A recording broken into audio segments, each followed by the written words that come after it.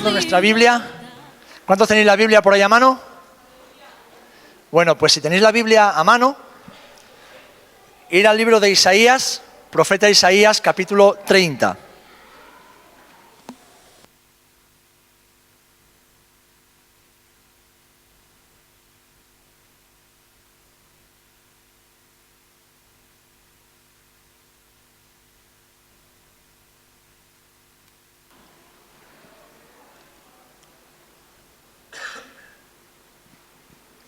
Isaías, capítulo 30. Vamos a leer de los capítulos 30 y 31 algunos versículos. No vamos a leerlo entero porque son dos capítulos largos. Vamos a leer algunos pasajes, algunos versículos que nos van a servir de base para compartir lo que el Señor quiere decirnos en esta tarde. Y que tiene que ver, como decía, con lo que acabo de compartir. Porque vamos a hablar de la confianza. Me gustaría compartir en esta noche acerca de la confianza. Así que vamos a empezar leyendo en el capítulo 30 de Isaías, los versículos del 1 al 5. Isaías 30, del 1 al 5. Y dice así la palabra del Señor. Ay de los hijos que se apartan, dice el Señor, para tomar consejo y no de mí, para cobijarse con cubierta y no de mi espíritu, añadiendo pecado a pecado. Que se apartan para descender a Egipto y no han preguntado de mi boca, para fortalecerse con la fuerza de Faraón y poner su esperanza en la sombra de Egipto. Pero la fuerza de Faraón se os cambiará en vergüenza y el amparo en la sombra de Egipto en confusión, cuando estén sus príncipes en Zoán y sus embajadores lleguen a Anes. Todos se avergonzarán del pueblo que los aprovecha, que no los aprovecha ni los socorre, ni les trae provecho, antes les será para vergüenza y aún para oprobio. Ahora saltamos al versículo 7. Ciertamente Egipto en vano e inútilmente dará ayuda. Por tanto yo le di voces, que su fortaleza, refiriéndose a Israel, que su fortaleza sería estarse quietos. Versículo 15. Porque así dijo el Señor, el Santo de Israel: en descanso y en reposo seréis salvos, en quietud y en confianza será vuestra fortaleza. Amén. Y no quisisteis, sino que dijisteis: no, antes huiremos en caballos, por tanto vosotros huiréis. Sobre corceles veloces cabalgaremos, por tanto serán veloces vuestros perseguidores. Versículo 18. Por tanto el Señor esperará para tener piedad de vosotros, y por tanto será exaltado teniendo de vosotros misericordia, porque el Señor es Dios justo, bienaventurados todos los que confían en Él. Ciertamente el pueblo morará en Sión, en Jerusalén. Nunca más llorarás. El que tiene misericordia se apiadará de ti. Al oír la voz de tu clamor, responderá. Versículo 22. Entonces profanarás la cubierta de tus esculturas de plata y la vestidura de tus imágenes fundidas de oro. Las apartarás como trapo asqueroso. Sal fuera, les dirás. Entonces dará el Señor lluvia a tu sementera, cuando siembres la tierra, y dará pan del fruto de la tierra, y será abundante y pingüe. Tus ganados en aquel tiempo serán apacentados en espaciosas dehesas. Tus bueyes y tus asnos que labran la tierra comerán grano limpio, aventado con pala y criba. Y sobre todo monte alto y sobre todo collado elevado habrá ríos y corrientes de aguas el día de la gran matanza, cuando caerán las torres. Y la luz de la luna será como la luz del sol, y la luz del sol 7 veces mayor, como la luz de 7 días, el día que vendare el Señor la herida de su pueblo y curare la llaga que él causó. Amén. Y capítulo 31, vamos a leer los primeros 5 versículos. Capítulo 31. Ay de los que descienden a Egipto por ayuda y confían en caballos, y su esperanza ponen en carros, porque son muchos, y en jinetes, porque son valientes, y no miran al Santo de Israel, ni buscan al Señor. Pero Él también es sabio, y traerá el mal, y no retirará sus palabras. Se levantará, pues, contra la casa de los malignos, y contra el auxilio de los que hacen iniquidad.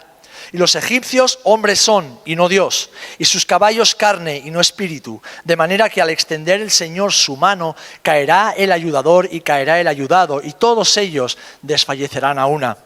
Porque el Señor me dijo a mí de esta manera: como el león y el cachorro de león ruge sobre la presa, y así se reúne cuadrilla de pastores contra él, no lo espantarán sus voces, ni se acobardará por el tropel de ellos. Así el Señor de los ejércitos descenderá a pelear sobre el monte de Sión y sobre su collado.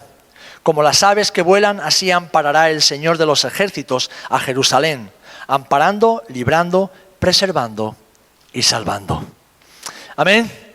Que el Señor bendiga su palabra. Yo sé que para algunos ha podido ser un poco lío de profecías, advertencias, promesas. Y en realidad estos dos pasajes de Isaías son pasajes proféticos de acontecimientos que ya tuvieron lugar en la vida del pueblo de Israel, acontecimientos que tendrán lugar, que ya están teniendo lugar en la vida de la nación de Israel hoy día y que tendrán lugar en el futuro, en el reino mesiánico sobre la tierra, en el reino milenial de Cristo sobre la tierra. Pero lo que el Señor quiere que recordemos y que aprendamos, que guardemos en nuestro corazón en esta noche, es que Él es digno de confianza. Dios es digno de confianza. El Señor quiere que no confiemos en Egipto, sino que confiemos en Él. La exhortación de Dios para ti y de tu Padre en esta noche para ti es: no confíes en Egipto, confía en el Señor. Amén. Dios es digno de confianza y su palabra nos enseña y nos exhorta a que confiemos en Él siempre. Quienes lo conocemos en intimidad, quienes caminamos con Él desde hace tiempo, afirmamos esto: que Dios es siempre fiel, que Dios es digno de confianza, que el Señor siempre cumple sus promesas y aun cuando nosotros somos infieles, Él permanece fiel a sí mismo y a su palabra. Amén. Aún así, es la experiencia de todos nosotros que en ocasiones dudamos. En ocasiones nos falta la fe, nos falla la confianza en Él y quizás ponemos nuestra confianza y nuestra mirada en otras cosas. Quizás ponemos nuestros ojos en Egipto, buscamos ayuda en Egipto, acudimos a Egipto. Y hermanos, esto debemos recordar hoy que no agrada al Señor y que cada vez que lo hacemos trae consecuencias desastrosas para nuestra vida espiritual, nuestra vida personal y también nuestra vida como iglesia. Así que hermanos, si lo estamos haciendo, si lo estás haciendo, hoy es tiempo de mirar a Egipto. Es tiempo de dejar de mirar a Egipto y de mirar al Señor. Amén. Es de lo que nos ha hablado este pasaje tan largo y tan enrevesado. Deja de confiar en Egipto y confía solo en el Señor. Pero me gustaría, para poder llegar a la enseñanza de estos textos, que pudiésemos recordar o ver el trasfondo histórico del que nos está hablando el profeta Isaías. Si lees el libro de Segunda de Reyes, capítulo 15 al 20, vas a encontrar precisamente cómo se encontraba la nación de Israel cuando Isaías está profetizando y narrando lo que Dios iba a hacer. También puedes verlo en Segunda de Crónicas, capítulo 26 al 32. En estos momentos, esa Asiria, cuya capital era Nínive, de la que nos predicaba nuestro hermano Javi la semana pasada, era la potencia que gobernaba todo el mundo conocido y que estaba amenazando el reino de Judá, es decir, el reino del sur de Israel, y a Jerusalén, su capital. Como bien escuchábamos la semana pasada, los asirios eran un pueblo cruel y despiadado que humillaban a sus enemigos. Pero por otra parte, en el sur, en Egipto, había un imperio en decadencia que luchaba todavía por quizás no perder del todo la parte de su pasado esplendoroso, que aún luchaba por mantener ese dominio sobre algunas naciones alrededor, esa gloria que antaño tuvo. En medio de esas dos naciones encontramos a Judá y encontramos a la capital de Judá, que es Jerusalén.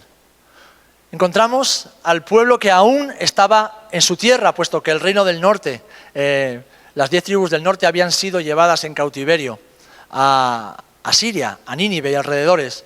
Encontramos una nación que tenía su templo, el templo que Salomón había construido. Una nación que tenía la ley que Dios le había dado a Moisés. Un pueblo escogido, con una ciudad escogida por Dios para revelar su nombre. Pero un pueblo lleno de corrupción, lleno de asesinatos, de codicia, de holgazanería, de indiferencia, apatía e idolatría. Una nación completamente alejada de Dios. En aquel momento el pueblo de Dios solo pensaba en el lujo, solo pensaba en la buena vida, en las riquezas Y la religión del Dios Santo, se había contaminado con el misticismo oriental y con el culto a los ídolos.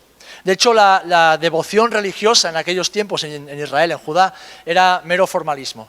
Era un culto completamente vacío, un culto sin corazón, donde predominaba incluso la adoración a otros dioses. Hasta tal punto que los reyes que peor se comportaron llegaron a levantar estatuas de dioses paganos en el templo. Adoraban a la luna, a las estrellas, a los demonios en el mismo atrio del templo que Salomón había construido para Jehová el Señor. Y en medio de ese ambiente, Isaías es enviado a profetizar. Es más, el pueblo de Dios estaba lleno de agoreros, lleno de adivinos, de brujos, que tenían muchos clientes, y la vida nacional, la vida de la nación, del pueblo de Dios, estaba impregnada de orgullo, de autocomplacencia y de una autosuficiencia que les llevaba a no depender. Se olvidaban de que seguían dependiendo del Señor. Yo no sé a vosotros, pero esto en muchos aspectos me recuerda a lo que hoy podemos ver en muchos lugares y en muchas ocasiones. Me recuerda a la vida de muchos creyentes que viven sin depender del Señor, que viven una vida religiosa vacía de contenido, sin una intimidad con el Señor cada día, que cumplen con sus rituales, que cumplen con sus obligaciones religiosas, pero cuyo corazón está lejos del Señor, lleno de ídolos, lleno de ambiciones, lleno de preocupaciones y de cosas que tienen más que ver con este mundo y no con las cosas del Señor. Ese era el ambiente con el que se encontraba Isaías. Isaías nació en Jerusalén en torno al año 760 a.C. Y él desarrolló su ministerio en Jerusalén y alrededores. De hecho, él provenía de una familia importante, sacerdotal, y tenía contacto con todos los reyes y con los sacerdotes del templo de Jerusalén. Si leemos, como decía, Segunda de Reyes y Segunda de Crónicas, del 15 al 20, del 26 al 32 de ambos libros, vemos que en el periodo que Isaías desarrolló su ministerio, hubo cuatro reyes diferentes. Isaías estuvo profetizando, enseñando y ministrando al pueblo durante casi 60 años. Fijaros lo que pudo ver ese hombre. El dolor y el sufrimiento del profeta de Dios en medio de una nación que había sido escogida entre todas las naciones para glorificar y dar a conocer el nombre de Dios, y cómo se corrompía y le daba la espalda. Profetizó durante los reinados de Uzías, de Jotam, de Acaz y de Ezequías. Y lo único que vemos a través de sus profecías es que él conocía íntimamente a Dios y quería dar a conocer ese Dios al pueblo. Quería transmitir ese conocimiento profundo, íntimo del Dios verdadero a la nación de Israel. Y lo hacía también denunciando sus pecados, denunciando sus iniquidades y advirtiendo de forma profética de las consecuencias, graves consecuencias que tendría la falta de arrepentimiento. De hecho, Manasés, que fue el peor de los reyes que tuvo Israel, que fue hijo de Ezequías, se cree, dice la tradición, que hastiado de escuchar la denuncia que el profeta hacía hacia sus pecados, Manasés llenó Jerusalén de sangre, asesinó a miles de personas y convirtió el templo de Jerusalén en un altar a los demonios.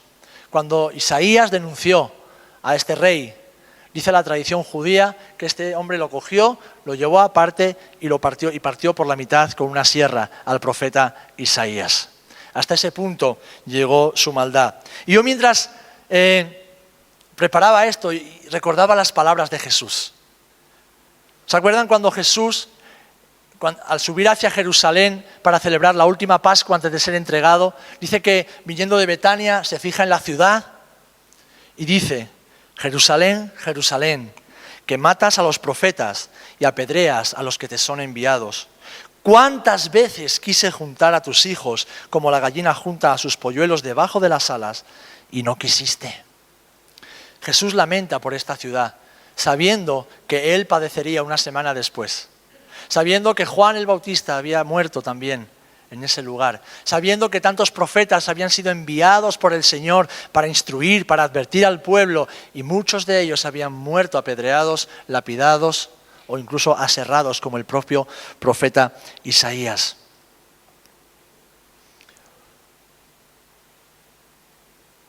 quizás alguien piense, wow, qué malos son los hijos de Israel, ¿no? Qué mala esa ciudad de Jerusalén. Bueno, Jerusalén lleva mucho tiempo pagando por sus pecados, pero también hemos leído que tiene promesas de restitución y de restauración. Amén. Ahora bien, al igual que viendo la condición de la nación de Israel que nos narran estos libros de la palabra, veo cómo es la condición de muchos hijos e hijas de Dios en este tiempo y en esta dispensación. Hombres y mujeres que han gustado de los deleites de la palabra, de la bendición de Dios, y cómo se regodean muchas veces en el pecado, cómo ponen su confianza en Egipto, en las cosas de este mundo, y le dan la espalda y el corazón a Dios. De esta misma forma, tantas veces yo en Jerusalén veo la iglesia de hoy día. Una iglesia tantas veces acomodada, una iglesia que no sufre. Sí, sufrimos cuando tenemos enfermedades o cuando alguien cercano sufre enfermedades, pero no sufrimos con los que sufren, no sufrimos por los que se pierden y se van al infierno, no sufrimos realmente por causa del Evangelio, sufrimos las consecuencias de nuestros errores, pero no por causa del Evangelio.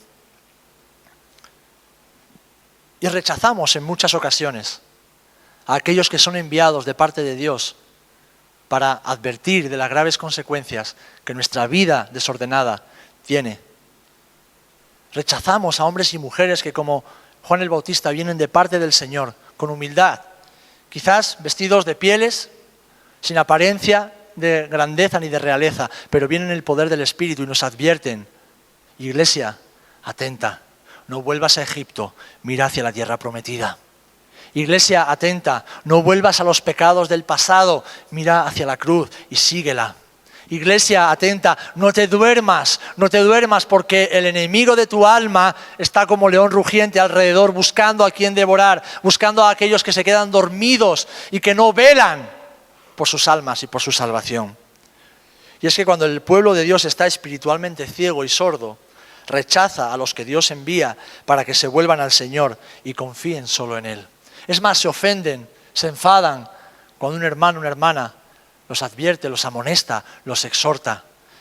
Se molestan cuando alguien les viene a mover y a sacudir de su comodidad. Esta era la situación del profeta Isaías y esta es la situación de tantos siervos y siervas hoy día. Por eso estoy haciendo una analogía y quiero que veamos esa analogía de lo que el Señor le dijo a su pueblo en este tiempo y lo que Dios te dice a ti y me dice a mí en este tiempo también. Pero sin olvidar esto, Dios es digno de confianza. Amén.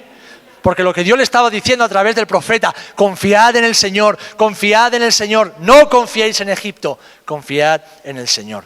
Ahora bien, hemos visto un resumen del contexto histórico. Quiero que veamos también el contexto del texto que hemos leído para que podamos llegar a la enseñanza. De hecho, como decía al principio, estos 2 capítulos son capítulos llenos, en primer lugar, de advertencias de Dios hacia su pueblo que se encontraba en graves aprietos. ¿Por qué el pueblo está yendo hacia Egipto? Bueno, pues porque Asiria, que era el instrumento de Dios para purificar al pueblo de Israel, estaba amenazándolos. De hecho, Senaquerib había llegado hasta las puertas de Jerusalén y les había dicho: rendíos o pereceréis. Una parte del pueblo de la ciudad de Jerusalén que no se rindió. Hizo como que sí, que lo iban a hacer, pero cuando Senaquerib se vuelve hacia Nínive, hacia Asiria, huyen hacia Egipto. Huyen. Ni siquiera se quedan a luchar, como otros sí hicieron. Huyen, pensando que en Egipto iban a estar a salvo.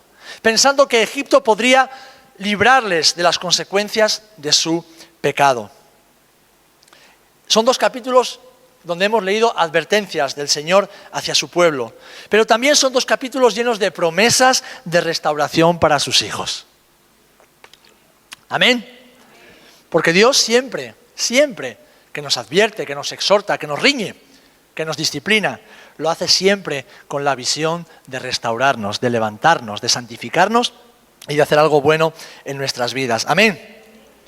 Hermanos, esto nos recuerda que cada vez que nos vamos de vacaciones espirituales, sufrimos consecuencias. Cada vez que nos relajamos en nuestra vida espiritual, el enemigo aprovecha para ganar terreno en nuestras vidas. Cada vez que no vivimos piadosamente como el Señor nos enseña en su palabra, nuestra vida entra en peligro. Jerusalén se había rebelado contra el dominio asirio y estaba siendo amenazada de invasión y destrucción. Pero como decía, en lugar de arrepentirse de sus pecados y de buscar al Señor, huyen y se van a Egipto. Y creen que allí la mano del Señor no los podrá alcanzar. Es curioso cómo 700 años después de que Israel había sido liberado de Egipto, vuelven de nuevo a Egipto. 700 años después de haber sido liberados de la esclavitud, ese pueblo, que ya es una nación, vuelven de nuevo al lugar de donde Dios los había traído. Ahora bien, ¿qué significa Egipto? En términos bíblicos,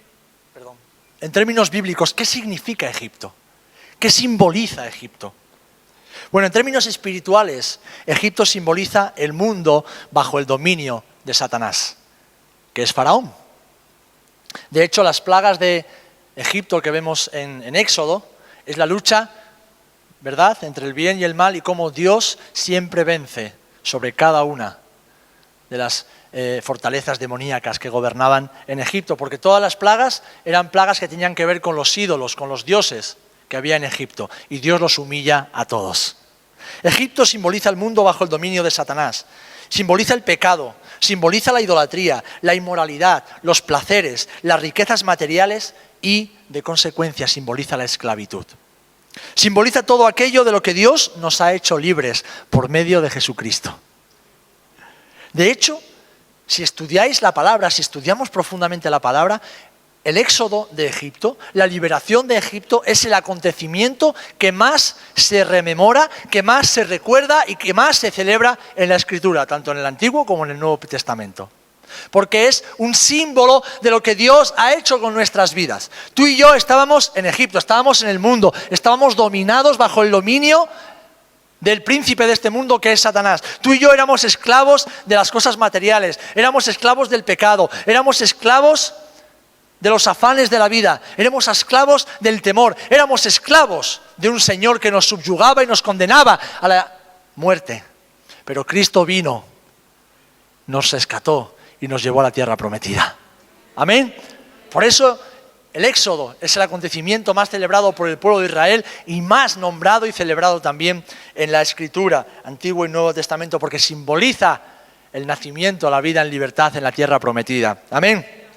Pero qué curioso, hermanos, que siendo Dios un Dios digno de confianza, siendo el Señor un Señor que ha demostrado no solamente con el pueblo de Israel, sino con tu vida y con mi vida, que Él es digno de confianza, lo hace a través de su palabra. Lo hace a través de sus enseñanzas, pero lo muestra cada día. ¿De cuántas veces, de cuántas cosas el Señor no te ha librado? ¿Cuántas veces el Señor no ha acudido a tu ayuda y te ha rescatado del agujero donde estabas? ¿Cuántas veces el Señor, aún habiendo sido infieles, no ha hecho, no sé si oídos sordos o cómo lo ha hecho, pero ha dicho, mira, vale, no voy a mirar lo que acabas de hacer, yo voy a ir a tu ayuda y te voy a rescatar? ¿Cuántas veces el Señor no nos ha perdonado 1001 veces en un día? Nos ha sanado, ha provisto para nuestras necesidades, ha traído consuelo a nuestras almas, no ha tenido en cuenta nuestras rebeliones. ¿Cuántas veces Él se ha mostrado y demostrado fiel a nuestras vidas? Pero aún así, como le sucedía al pueblo de Israel, el corazón del ser humano tiende a volverse a Egipto constantemente y depositar su confianza en aquello que solo trae muerte y destrucción del alma. ¿Cuántas veces viene un problema e intentamos solucionarlo a nuestra manera? ¿Cuántas veces viene una necesidad e intentamos arreglarlo a nuestra forma? ¿Cuántas veces estamos cansados y en lugar de buscar refugio en el Señor nos refugiamos en las cosas del mundo? No, voy a desconectar, decimos. Hay que desconectar. Bueno, desconecta más del mundo y conéctate más al Señor. Verás cómo descansas mucho más. ¿Cuántas veces, en vez de mirar al Señor, no solamente cuando nos va mal, sino sobre todo cuando nos va bien, nos relajamos y volvemos a Egipto? Claro que no perdemos nuestra alma, pero muchas veces vivimos como si nunca hubiésemos sido rescatados de Egipto.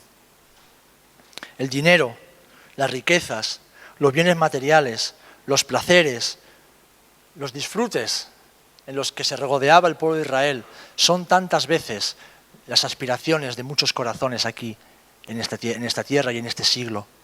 Muchos hombres y mujeres que han conocido y gustado de las bendiciones del Señor viven solamente para el dinero, viven solamente para tener buenas vacaciones, tener una buena casa, un buen coche, tener una seguridad, tener una estabilidad. Viven para disfrutar de lo mucho que ganan, viven sencillamente para vivir una buena vida. Y yo no estoy diciendo que esto sea malo, tampoco la Biblia lo dice, pero la Biblia sí condena poner nuestra confianza en todas esas cosas.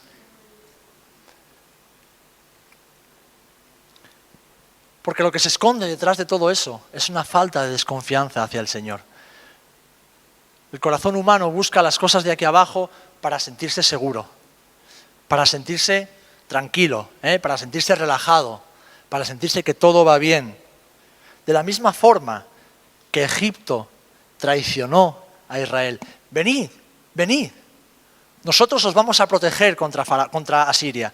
Nosotros vamos a cuidaros, vamos a daros un lugar de refugio. ¿Saben lo que hicieron los egipcios cuando llegó Israel? Intentaron esclavizarlos de nuevo. Intentaron esclavizarlos de nuevo. De la misma forma que Egipto traiciona todas las cosas materiales, incluso las personas en quienes ponemos nuestra confianza aquí abajo, en lugar de ponerla en el Señor, nos acaban traicionando. Nos acaban fallando. Por eso el Señor en esta tarde nos recuerda, iglesia, no confiéis en Egipto, confiad en el Señor. Confiad en el Señor. Por muy atractiva que sea la ayuda que las cosas de aquí abajo puedan ofrecer, son falsas esperanzas. Lo compartí hace un instante. ¿Podemos fiarnos de nuestra salud? Hoy la tenemos y mañana quizás no. Muchos de nosotros conocemos al hermano Prince Parker, doctor de la Facultad de Teología. Un hombre que hace unas pocas semanas estaba en Israel haciendo de guía y llevando a grupos por un lado para otro. Pues ahora mismo está en Estados Unidos con una embolia cerebral. Y prácticamente no puede caminar, no puede comer solo, no se puede ni comunicar. Hace 2 días estaba enseñando, dando conferencias. Y los médicos le han dicho que va a estar durante 1 año, que prácticamente no va a poder valerse por sí mismo. No podemos confiar en nuestra salud, porque hoy la tenemos y mañana no.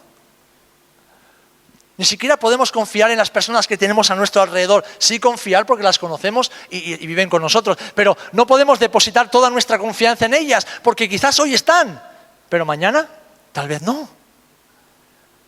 En el trabajo, en las riquezas que hoy tenemos, en la seguridad y la estabilidad que este mundo ofrece. Hermanos, hermanas, Dios nos bendice para que confiemos en Él, no para que confiemos en la bendición. Porque todas esas cosas ofrecen una seguridad falsa y traicionera. Todo lo que Egipto ofrece es falso y conduce a la idolatría y al pecado. Esa seguridad te acaba corrompiendo el corazón, porque llega un punto en que en lugar de confiar en el Señor y adorarlo solo a Él, acabamos confiando en lo que tenemos aquí abajo. Y al final terminamos adorando a esas personas, adorando a esas cosas, adorando a todo eso que hemos amontonado en nuestras manos. Y esto tiene como fin último el esclavizarnos y destruir el propósito de Dios para tu vida. Porque hermanos, hermanas, Egipto en la Biblia simboliza muerte. Simboliza muerte. Así que voy concluyendo recordándote esto. No confíes en Egipto, confía en el Señor. Confía en el Señor, iglesia. El Señor es digno de confianza. Es digno de confianza. Dice el Salmo 44, bienaventurado el hombre que puso en el Señor su confianza. Y bienaventurado es doblemente feliz. El Salmo 84, 5, bienaventurado el hombre que tiene en ti sus fuerzas, en cuyo corazón están sus caminos. Proverbios 28, 14, bienaventurado el hombre que siempre teme a Dios, mas el que endurece su corazón caerá en el mal. El Salmo 62, 10 advierte, si se aumentan las riquezas, no confíes en ellas. Salmo 146, 3, no confiéis en príncipes, ni en hijo de hombre, porque en él no hay salvación. Este fue el mensaje que Isaías quiso transmitir a Judá y a Jerusalén. Lo hemos leído. Ciertamente Egipto en vano dará ayuda. Por tanto yo le di voces que su fortaleza sería en estarse quietos. Hermano, hermana, tu fortaleza no está en buscar soluciones a tu manera, por tu cuenta. No está en hacer las cosas como tú crees que es mejor. Nuestra fortaleza, tu fortaleza, está en quedarte quieto y reconocer que Dios es Dios. Estarnos quietos y reconocer que Él es nuestro Dios y que en sus manos estamos seguros. Porque así dijo el Señor, el Santo de Israel: en descanso y en reposo seréis salvos, en quietud y en confianza será vuestra fortaleza. No hay nada más seguro ni nada más poderoso en la vida de un hombre o una mujer que en todo tiempo se queda quieto esperando a que el Señor actúe. Cuando necesitamos su ayuda, nos quedamos quietos y confiamos en Él. Cuando hemos pecado y necesitamos su misericordia y perdón, no huimos a Egipto, nos quedamos quietos y esperamos en Él, porque Él es fiel para perdonar a todos aquellos que lo buscan de corazón sincero. Cuando estamos bien y todo nos va viento en popa y estamos prosperando, nos quedamos quietos y reconocemos que todo lo que somos y tenemos es por la mano de favor que el Señor tiene sobre nuestras vidas. Pero nuestra fortaleza está en permanecer quietos delante del Señor.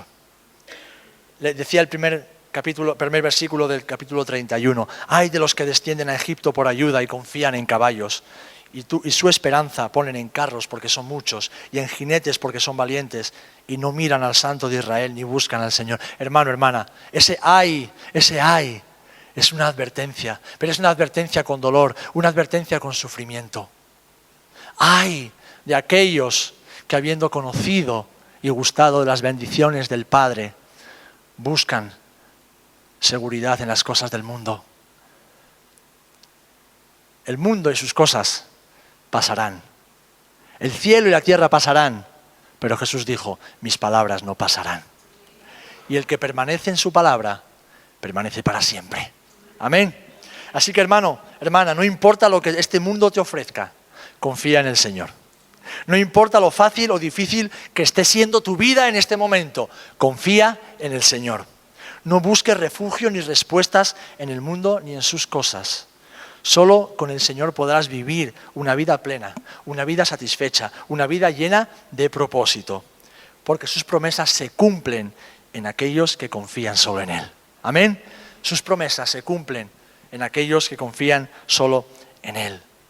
La nación de Israel fue escogida por el Señor para traer salvación al mundo, puesto que de ella vino el Mesías prometido. Pero fijaros cómo el diablo, que se olía el plan desde el principio, intentó acabar con ellos. Fueron a Egipto y allí intentó esclavizarlos y acabar con todos los niños varones. Pero Dios rescató a Moisés, el que fue sacado de las aguas. Y cómo el corazón del hombre, el corazón no regenerado o el corazón a veces adormecido, busca volver allá de donde el Señor lo sacó. Hermanos, hermanas, nuestro hogar está en los cielos con Jesús. Nuestra patria está en los cielos con Jesús. Nuestras riquezas están en los cielos con Jesús. Es ahí donde debemos mirar todo el tiempo, sabiendo que no hay justo que mendigue pan, sabiendo que el Señor cuida de los que son suyos, que Él conoce a los que son suyos y no los desampara, sabiendo que Él cumple su propósito en nosotros. Ayer escribía en las redes sociales y concluyo con esto, algo con lo que el Señor me está hablando. Serafín, deja de soñar y mira a la cruz. Deja de soñar y mira a la cruz. Porque el Salmo 138:8 dice así: el Señor cumplirá su propósito en mí. El Señor cumplirá su propósito en ti. Y entre medias ponía esta frasecita: el Señor cumplirá, ponía mis sueños y lo tachaba. El Señor no cumplirá mis sueños. El Señor cumplirá su propósito en mí. El Señor quiere cumplir su propósito en ti. Y para ello, mi amado hermano, mi amada hermana, debemos dejar de confiar en Egipto. Debemos dejar Egipto donde tiene que estar, en el pasado. Y mirar solamente hacia adelante, confiando en el Señor, que es el que va abriendo camino. Amén. Pues vamos a orar. Vamos a orar, y si necesitas en esta tarde pedirle perdón al Señor porque te has dado cuenta que quizás estás confiando en Egipto, o estás queriendo volver a Egipto, o te encuentras con tu corazón en Egipto, el Señor te dice en esta tarde: no pasa nada, sal de ahí, ven a mí, arrepiéntete, Deja atrás la idolatría, deja atrás todo aquello en lo que te refugias y en lo que confías y confía solamente en mí. Amén. Y el Señor en esta tarde va a traer consuelo y restauración a tu vida para que sigas caminando hacia adelante confiando solo en Él. Amén. Vamos a orar, hermanos. Ponemos de pie, por favor. Y después de orar, le voy a pedir a Juan, no sé si tienes el tono bueno para que podamos cantarla, y si no, pues seguro que lo encuentra. No, la canción que estabas tocando antes. Lo que pasa es que creo que estaba un poquito alta para los demás. Para los mortales está un poco alta, para ti está bien. ¿Por qué confiamos en el Señor? Porque Él es digno de confianza y porque Él nos ama. Así que vamos a orar. Y después vamos a cantar esta vieja canción que dice: tu amor por mí es más dulce que la miel. Y tu